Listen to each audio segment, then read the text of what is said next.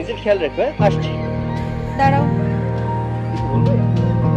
আজকে না একটু কষ্ট করে বাসে করে চলেছো। বাসে করে চলে যাবো মানে? কাছে নিজের গাড়ি আছে, তাহলে বাসে করে কেন যাবো?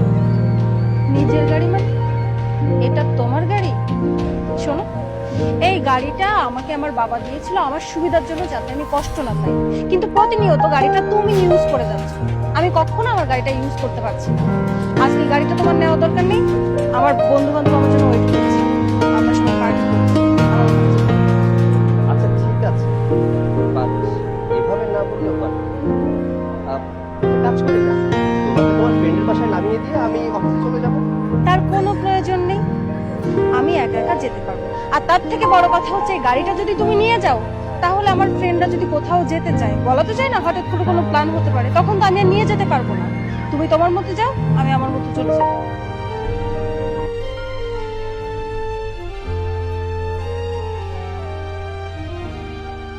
যৌতুকের গাড়ি তা আবার নিজের মনে করে, লজ্জাও লাগে না।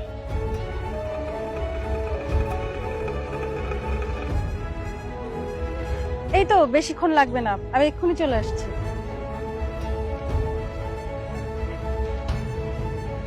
ভাই, ফুলতলার বাসটা কখন আসে? এই 15 মিনিট আগেই তো ছেড়ে দিল। কি বলছেন, 15 মিনিটে চলে গেছে? হ্যাঁ, কপালটাই খারাপ, এখন কি করবো? আচ্ছা পরবর্তী বাস কয়টায়?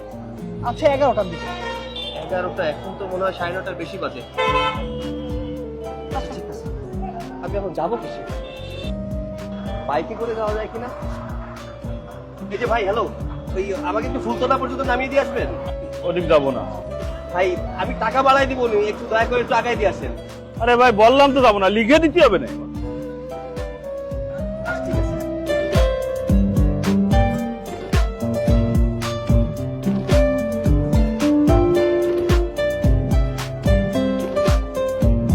স্যার এই যে আমি রাস্তায় স্যার একটু জ্যামে আটকে গিয়েছি, তো এর জন্য আসতে লেট হচ্ছে স্যার। না না স্যার, এমনটা করবেন না স্যার, আমার অনেক ক্ষতি হয়ে যাবে স্যার। স্যার আমি আসছি, কিছুক্ষণের মধ্যে চলে আসবো স্যার। স্যার চাকরিটাও খাবো আমি, ভেঙে ভেঙে যাই, রিক্সায় যাই, রিক্সাও তো দেখতে পাচ্ছি না। এই মামা যাবে? এর সামনে চলো, যাও একটু ফাস্ট যাও, একটু ফাস্ট যাও। এই দাঁড়াও, গাড়ির চাবিটা নিয়ে যাও। তোমার গাড়ির চাবি তোমার কাছে রেখে দাও, তোমার যেখানে মন চায় সেখানে যেও। আমি বলছি কি, গাড়ির চাবিটা তুমি তোমার কাছেই রাখো। মানে?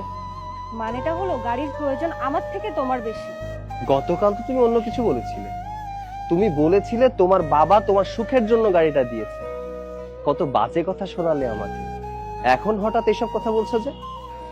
আসলে গতকাল আমি তোমাকে বাস স্ট্যান্ডে দেখেছিলাম, গরমের মধ্যে তুমি কত কষ্ট করছিলে, মানুষের কাছে লিফট চাচ্ছিলে, কিন্তু কেউ তোমাকে লিফট দিচ্ছিল না। এসব দেখে না তোমার প্রতি আমার বড্ড মায়া হচ্ছিল। আর আমি তখন বুঝতে পেরেছি, এই গাড়িটা আমার থেকে বেশি তোমার প্রয়োজন। আর তাছাড়া বাবা তো গাড়িটা তোমাকে আর আমাকে দিয়েছে আমাদের সুবিধার জন্য দিয়েছে। গাড়িটা তুমি ইউজ করো বা আমি ইউজ করি, যার বেশি প্রয়োজন সে ইউজ করলেই অন্যজনেরও হয়ে যায়। প্লিজ চাবিটা নাও। বুঝতে পারলাম, তুমি তোমার ভুলটা বুঝতে পেরেছো, বাট সরি টু সে, আমি তোমার বাবার দেওয়া গাড়িটার ব্যবহার করতে পারবো না। কিন্তু কেন? আমি তো তোমাকে বললাম আমার ভুল হয়েছে, আমি বুঝতে পেরেছি, প্লিজ আমাকে ক্ষমা করো। ভুলটা তোমার হয়নি, ভুলটা হয়েছিল আমার। আমার কোনোভাবেই তোমার বাবার কাছ থেকে গাড়িটা নেওয়া ঠিক হয়নি।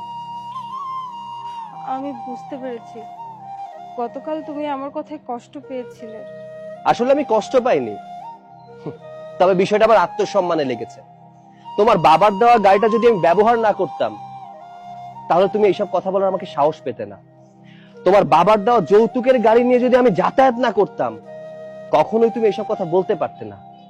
আসলে কি জানো, বউয়ের বাবার দেওয়া কোনো সম্পদ নিয়ে কখনোই বড়াই করতে হয় না, তাহলে বউয়ের কাছে গোলাম হয়ে থাকতে হয়। প্লিজ সৈকত, এভাবে বলো না। আমি সত্যি বলছি, আমি তোমাকে ছোট করার জন্য কিচ্ছু বলিনি, আমি তো শুধু। দেখো মনি, তোমার বাবা তোমার বিয়েতে আমাকে যে গাড়িটা দিয়েছে, এটা শুধুমাত্র তোমার সুখের জন্য দিয়েছে। আমি কখনোই এই গাড়িটা নিতে চাইনি, কারণ ওটা যৌতুকের গাড়ি। আমার বাবা মা কখনো যৌতুক নিয়ে আমাকে শেখায়নি। তোমার বাবা জোর করেছিল বিধায় আমি গাড়িটা নিতে বাধ্য হয়েছিলাম।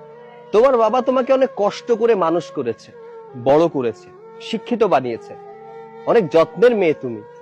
সেই যত্নের মেয়েটাকে আমার সাথে বিয়ে দিয়েছে, তাও একটা গাড়িও দিয়েছে। গাড়িটা তোমার সুখের জন্য। তোমার সুখটা না হয় তোমার কাছেই রেখো। আল্লাহ যদি কোনোদিন আমাকে তৌফিক দেয় গাড়ি কেনার, তাহলেই গাড়ি চালাবো, এর আগে না। আসছি, আমার অফিসে দেরি হয়ে যাচ্ছে।